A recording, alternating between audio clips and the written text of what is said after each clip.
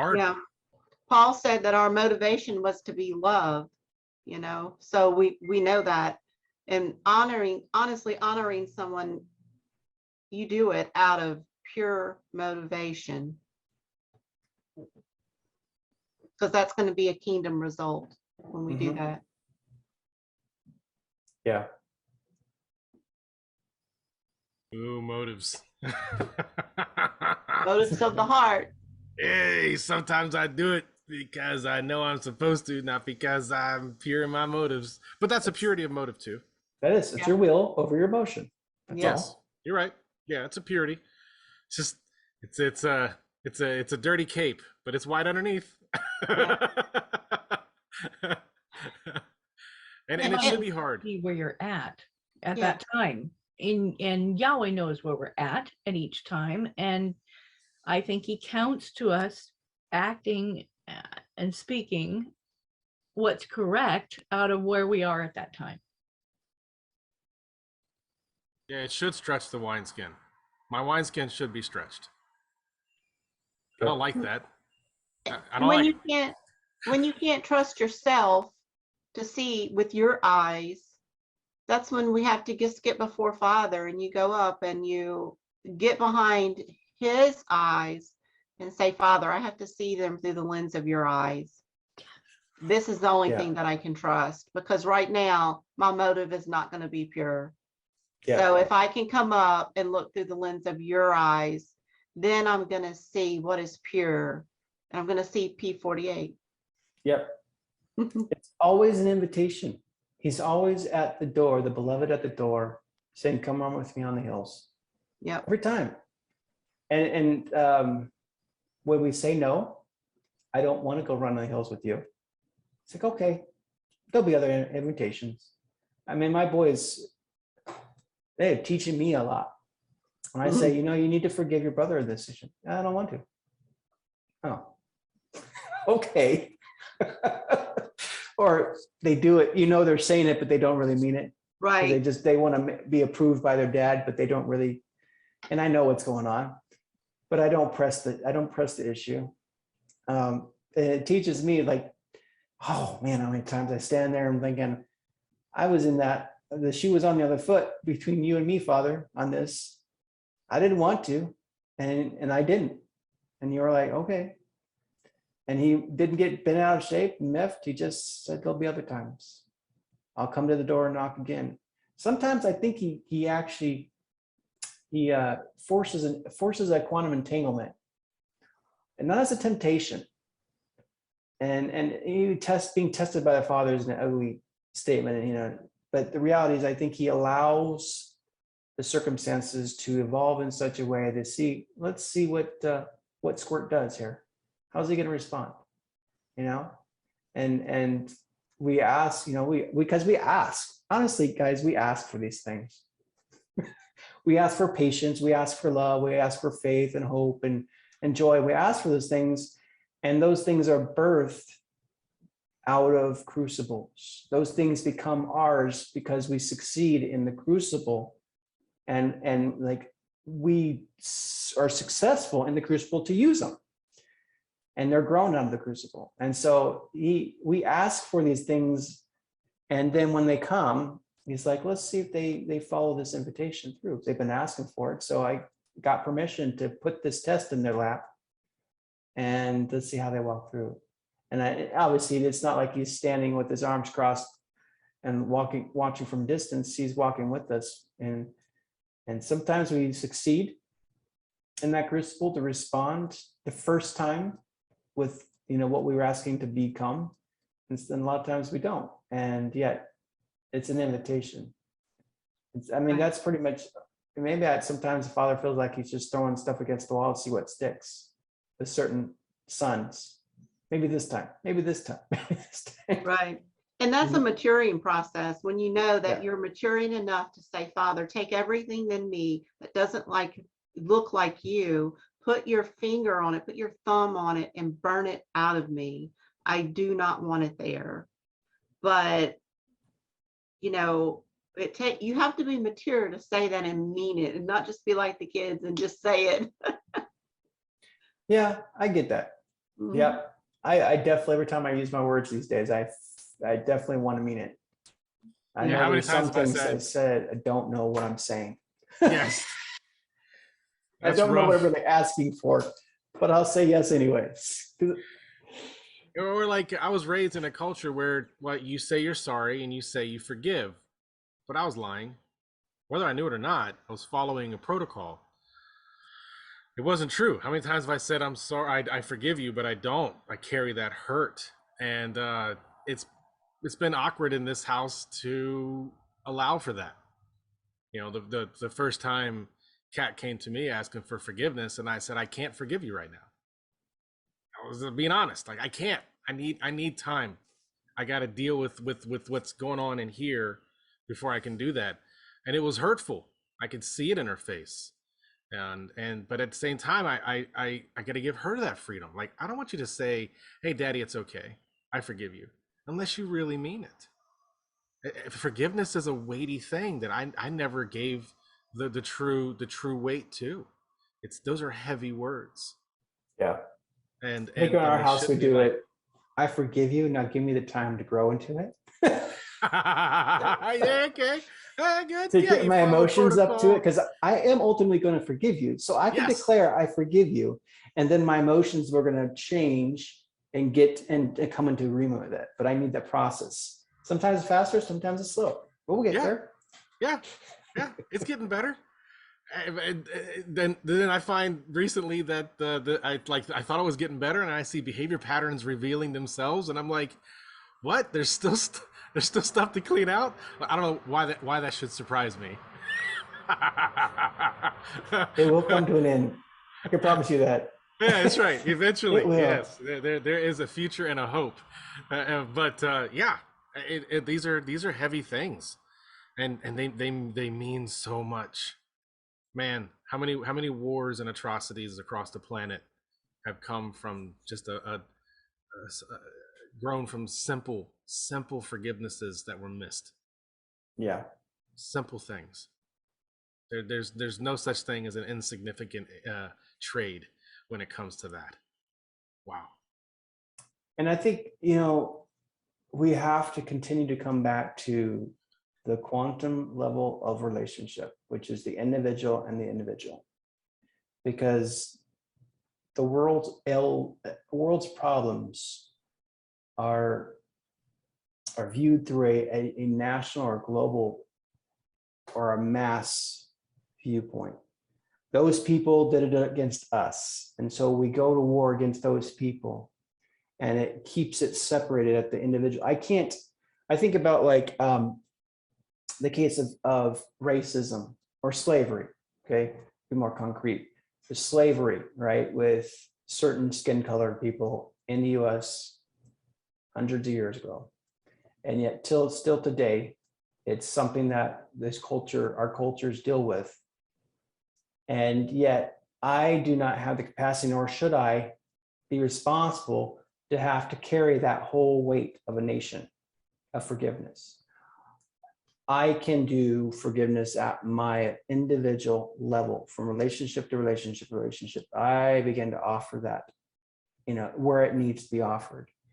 And I can ask forgiveness and offer forgiveness at the individual. And that, from that point in that quantum tingle, then it can start to ball out. But I'm focusing in on the individual. All I know what's right and wrong is what's between you and me right now, not between me and a government, not between me and a nation or a people group, right? I don't carry that. I can carry you and I. And if you do that with every relationship you have, you clear the decks in regard to those issues in relationship. And if everybody begins to do that, then as a nation, you see a shift. But if you always try to focus at the high level, at the quantum level, and trying to deal with forgiveness at quantum level, and never at the individual where it really matters, it never gets cleared out. And because it's a heart issue, and the heart is in the individual, people have to make a sea change at the quantum first before it'll ever impact the quanta. And that's why we're about the individual on ATS, because we recognize that the individual transaction between two individuals, the relational connection, when it changes, truly changes, genuine change happens there, it will impact the community and it will roll out and it will be a domino effect, right? And go out into the whole community. And then you experience a sea of change for the community. It's the reverse, because most below the sun concept is, you know, we're going to change as a whole and we're going to force this change down to the individual. Meanwhile, the individual's like, hey, I didn't get a say in this, and now I'm going to push against it. Or I wasn't part of me. I didn't do that. I don't need to carry that. And they instantly cause a pushback and division. And so there's this forcefulness to try and shift a whole culture or a whole people group from the outside in. And it never successfully has its effect. There's always a residual fight going on in conflict. But if we do it at the individual level and go outward, you can affect a change that is lasting, because it's been done at the relational individual quantum level that will be real, because we live at the quantum, right? We live one relationship to the next, and we build our community experience and our community viewpoint based on the individual viewpoint and multiple inputs. My relationship with each one of you individually impacts my relationship or my viewpoint of the community. And so if I'm at odds or conflict at the individual quantum level, my viewpoint of the quanta is going to be affected by that. It's going to be tainted. I can't stand to be with that group of people. Why? Because one or two or three individuals that I'm at odds with starts to poison my whole viewpoint of the whole. And eventually I just withdraw from the whole, because I never healed at the individual level. I wasn't able to fix that. And it tainted my taste and my experience with the rest, right? So we are, as ATS, we are bringing light to the fact that the individual is so important to the community and how the community acts and operates. And so we're going to spend a lot of time at the relational level to bring health and healing and a synergy at that quantum level, so that we know that the impact will be great and lasting at the quantum level, at the community level. It's You know, and I huge. think about, you know, those, you know, leaders of governments and blah, blah, blah. And, you know, and they'll find a problem, try to regulate it. And, you know, and of course, we're seeing it come out of corruption and, you know, political, every other kind of bias. Everybody has a bias anyhow. But yeah, I mean, so, you know, a lot of the divisiveness that we see is happening in ways and in environments that there's no relationship there. There's not even a desire for relationship. And so to get caught up and conversation in a toxic, corrupt way, you're not going to get the outcomes. Certainly not the outcomes that that Dad wants. Right. But at the individual level, until we begin to look within, the kingdom of God is within. Below the sun is the kingdom of the earth, and we live from the inside out. And until you know, at the individual level, we begin to desire to be more aware of what we're unaware of, and kind of go down that path. Yeah, you're not going to get a different result, but you're spot on, Rob. And I think we, you know, we all get that. But what does that, you know, what does that look like in practical terms when we're doing like Zoom calls and we have relationships? You know, Deanna, you know, I'm assuming you're still in Oregon, right? So it's, you know, Zooms are wonderful, even conferences, and those types of things. But, you know, what is relationship going to look like, you know, kind of going forward with everything that's going on? Or are we just going to be at the beck and call to, you know, corrupt leadership? And of course, you know, Dad's dealing with all of that. And, Right. but I am curious what that looks like at the quanta level in community. You know, I'm excited about it, optimistic. I'll mute because of the plane. Right. The plane, boss, the plane. Yeah, Deanna. Yeah, I was going to say something else, but now like Chris just said that. Oh wow. Okay. So you were saying how are relationships going to work? And I had a picture of in China them all being led by Holy Spirit to secret caves for the underground church, and they didn't know each other. They didn't communicate with each other. Nobody knew anything except what Holy Spirit was telling them. Go down this road. When you get to this set of 4 trees, take a right, go to this cave at this time, and da da da da, and they're there. And they would for days be worshiping and in the presence of God completely in secret. Come on. But I believe, and I have a belief anyway, that we are in the future, quantumly, all going to be meeting up in the God's kingdom in the heavens, and we will just be led saying go, and not just Holy Spirit, but because in our relationship with Yahweh and Yeshua and Ruach HaKodesh, we're going to just all show up somewhere in some realm, in some dimension, and bam, we're going to have worship. We're going to just be completely in his presence in unity corporately. And it may just be worship. It may be he has assignments for us. It may be whatever. But meetings are going to be wild and awesome and crazy and fun. And people will not be able to wait to go. They can't wait for the next time when Yahweh says, okay, come up here, go here. Just wow.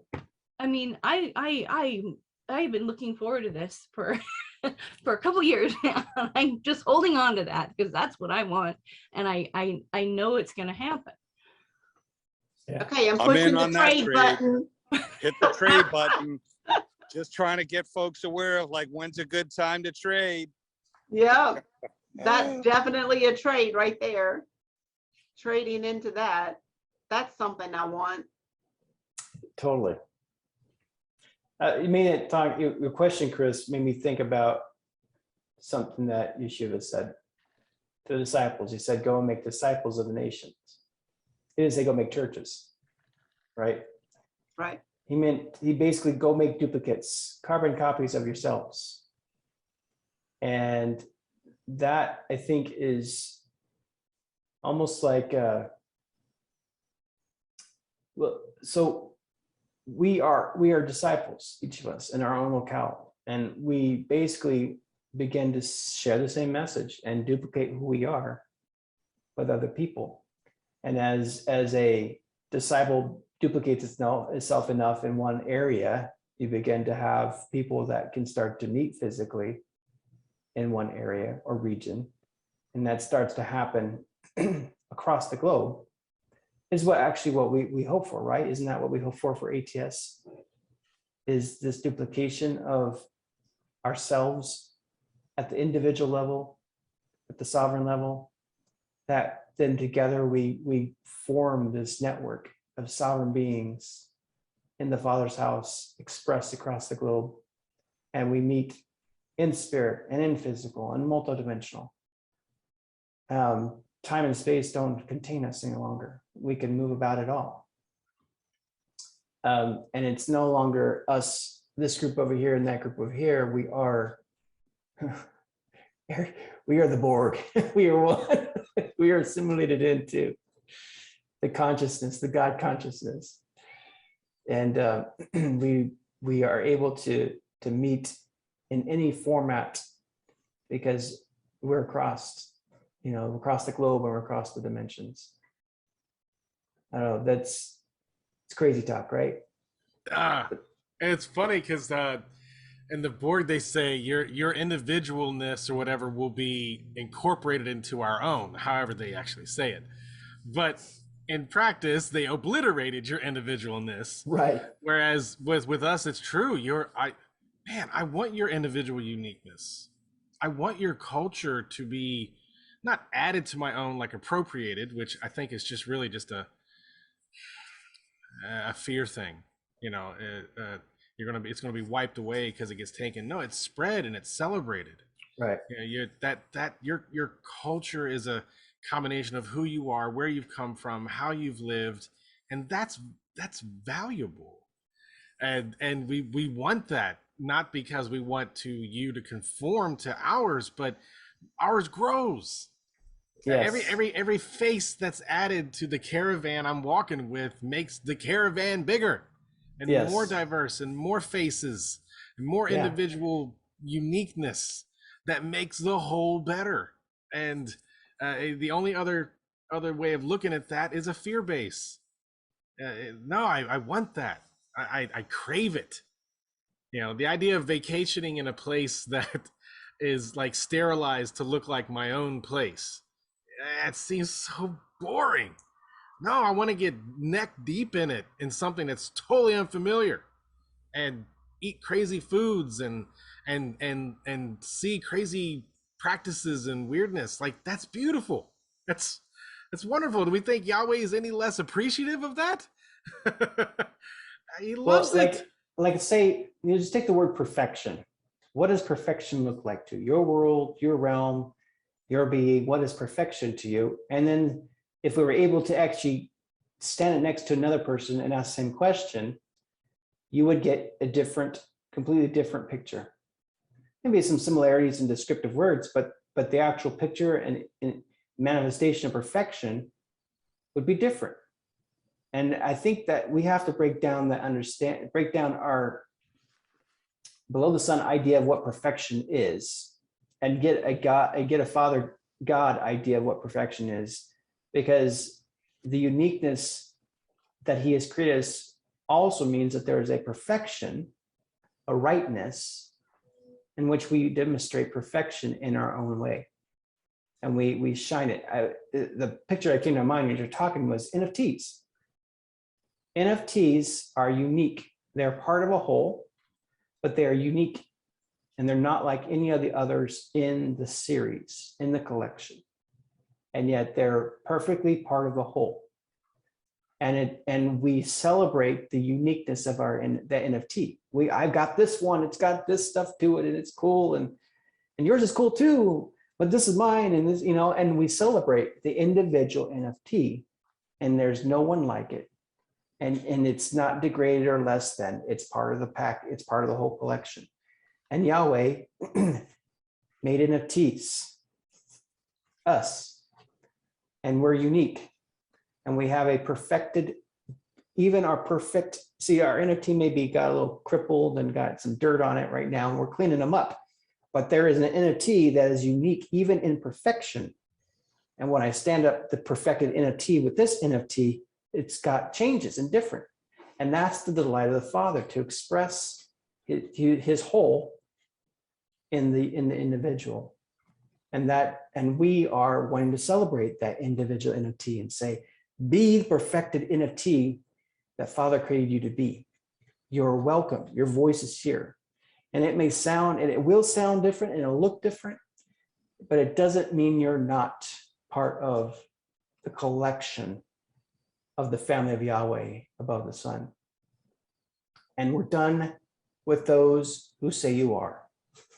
We're done with the expression that perfection only looks this way and it only acts this way. We're done with defining below the sun what perfection is. And we're going to go after the Father's heart for every one that is created in His image, for them to come into the perfected uniqueness that they are in Him. How does that look when I'm dealing with people who have, say, Roe v. Wade, have different views than I do? Like, I know fundamentally, your opinion may be different, but for me, life begins at conception. Therefore, abortion is murder, and I cannot condone murder. There's no sophistry that can get around that. Now, how do I treat that person like a unique NFT and engage with them? Maybe this starts just from understanding that from their point of view, they're not a person who knows better and is denying the truth. Well, it's a possibility that they don't know, that they don't believe that way. So from their point of view, it is a completely irrational thing to lord over a woman's body, because, well, there's no death there. It's no different than exfoliation. It's just cell, you know. And so they believe differently, and so engaging with them from that standpoint, that they truly are operating, and this is an assumption, you don't know this, but it maybe starting here is better than starting elsewhere. They are making a decision that is consistent with their understanding of the universe as they see it. They're not inconsistent with themselves. They truly believe their point. They're committed to it. It's just so different than mine. Right. And there's a deep, I don't have to take offense to it. That's the beginning of any discourse. I don't have to be offended by their perspective. And again, like you said, we're not dealing, it'd be different if there was a woman who was pregnant and she's walking in to get the abortion. Like, then the engagement's a little different, right? But most of the time, that's not the case. We're talking, or we're doing it in 144 characters, or we're slapping stuff on Facebook. Now, the engagement there, like, how does that play out in those quantum engagements? Well, if we're about relationship, and then that's where we start. And if the relationship doesn't exist, then can you truly deal with a heart matter? So most of the arguments that exist are not done in relationship. They're done over a megaphone from on the other side of a party line. Yep. If you get one of those people in a quiet room, away from the cacophony of the noise and the din that's actually spirit driven by the other side. Yes, chaos and then dissension. You pull them aside and you have a heart-to-heart conversation. Most of the time, someone has stuff in their heart that bring it to the heart level. You reveal why they make their choices. You can ask the right questions in a relationship. People are about life. They really are. The whole of humanity is about life. I want freedom. I don't want to be lorded over. I want people to live. But the problem is that they're broken, and we're all broken, and we're all struggling at different levels of life giving or death taking choices. But when you sit down at the heart level with somebody, and you start the conversation by crossing the relational threshold first, the end result is going to be different. I think most of the time you could come away with a decent, whether you haven't changed your mind, but you walk away with, I get a better understanding of your heart, and we can connect there, and maybe we continue to build relationship, and maybe the end result is that someone changes their mind. But it will never happen on the street corner with a bullhorn, right? It just won't happen, because changing the heart starts at a relational level. I think about some of the people that have been publicly activists for the vaccine, and there's some stories that you can, some actual analogs that you can follow through over the past year. People that have been posting, and they were strong activists about getting vaccinated, and they celebrated the day they got their children vaccinated. And then the rooster came to roost, and they started to see the adverse effects on their children. And you begin to say, well, we're glad that we did it because of this, but not happy for this, but we're glad still that we did it to protect us from this. And they get to progress. And the next few posts a few months later are like, I can't believe I did this to my child. And because it's close to home and it's a relational impact. Now it's not just some stranger on the street corner that I want to protect myself from. This is now ground zero, and I'm dealing with this and my heart's breaking. Right. And they become an advocate, an activist on the other side because they had to journey through. The relational dynamic comes into play. People make changes. on core values. We're not talking about changing your underwear, well, maybe that's a core value for some people, or choosing a drink you like or don't like anymore, changing the brand. Core values that make a person who they are happen at the relational level, because they are confronted at a relational individual level where they have to make a decision. And in quantum entanglement, like that mother and the child, that quantum entanglement, is she's seeing that her choice has impacted her child. And now it's shifting. Like, this was a bad trade. This is a bad trade. Every day, just another thing. And then they realize, stop trading on this, people. And their megaphone shifts from advocating for to advocating against. But it was happening at the quantum level in relationship with their child. And that's where the choices are shifted. That's where choices are made and decisions are changed, is at the relational quantum level.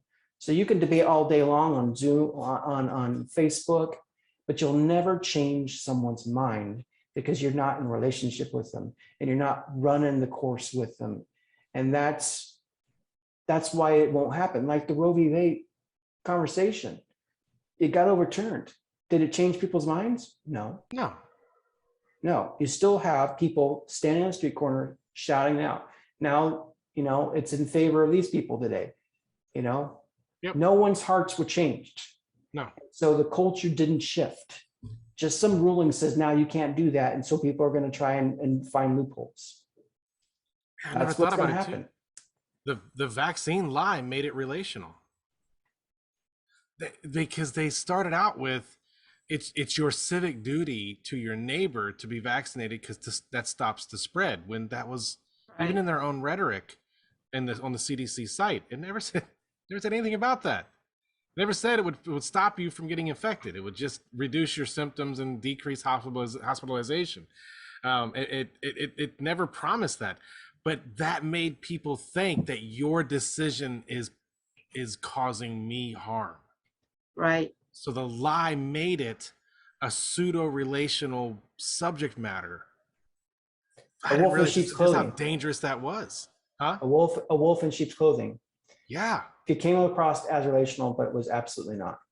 There was no basis for it at all. Yeah. It was a tool used to encourage conformity, which gave a perception of safety. Right. Wow, man, that's deep. Oh, that cuts deep. This is ATS, guys. This is what sets us apart. We aren't doing something magnificent and noble and having a side of relationship. The magnificence and noble is relationship. Everything else are sides. And so if you look at other platforms in the tribe, what they're going after, and it's not belittling or dishonoring them, but their focus, they're adding relationship to the individual becoming this or expand, whatever. Our main course is relationship. It isn't a side. We're not just going to have good relationships while we're doing something. We're going to do some good things while having great relationships, because this is what we're honing into. And that, I don't think people sell relationships. Generally, it's hard to sell relationships. Like, because that article I wrote about relational, the relational pillar, try to build on something that's like water is hard. And so you have to figure out the dynamics of water in order to build something that is solid and is durable. And it's not going to look like something that's built on land, because whatever's built on land will not be able to live on water. It just doesn't have the same structure, because it wasn't built from the ground up on the foundation of water. It was built on the ground up from a solid foundation. So it can't operate the same way. But we are deciding to build on water.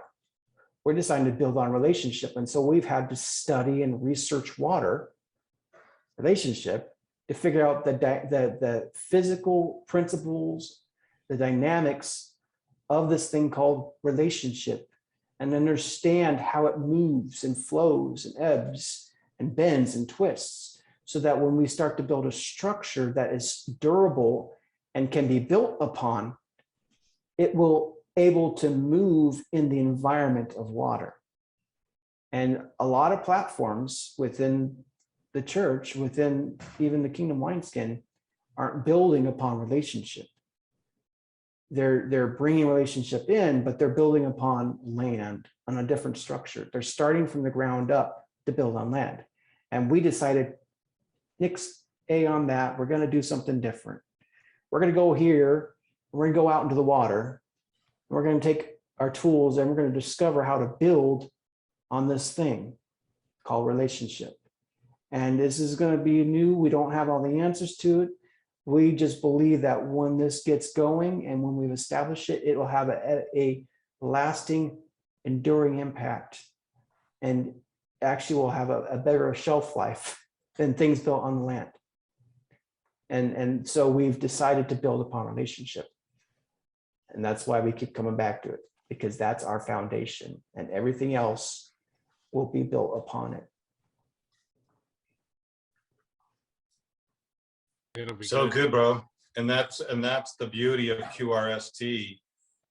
Like in a relationship, it naturally leans in towards the synergistic portion where you're just kind of, and you're trading. It's that trading. It's the gift that's in you that you're sharing with us. And when each of us, something resonates, we share it back.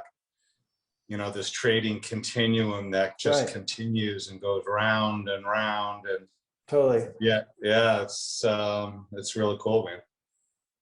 Building a relationship is just as scary as building out in the middle of the ocean. You know? Yeah, it resists definition, which can be intimidating. You know, it's like, well, define your relationship with so and so. It's difficult. Can't do it in 7 seconds. Right. Well, here's it's the more thing. complex. As we discover this, we become experts. Because the reason why we can't explain it in 7 seconds is because we've avoided trying to discover it. We have left it be a big elephant in the middle room, and we've decided not to talk about it. And yet so we navigate relationships in omission. And we navigate through negative responses, not through positive responses, because it is like, I'm just going to close my eyes and hopefully this relationship will work out. I'll bump into things here and there, but I'll try to minimize the bumping and never open the eyes to actually explore what relationship is and what it should look like and how it should function. So we handicapped ourselves as humanity because we refuse to discover the width, the height, the depth, the length of relationship and how to function in it properly and healthy. And as we said, yes, we're going to go onto that frontier and discover it. Then we begin to learn how to communicate it. And then we become experts. And people start calling us gurus, relational gurus, relationship gurus, because we decided to go after this and discover it. And yeah, then we'll reach a point where we can say in 7 seconds what a relationship is and define relationships, because we decided to go on that journey to discover it for ourselves and in community and become a people who understand relationship in its fullness.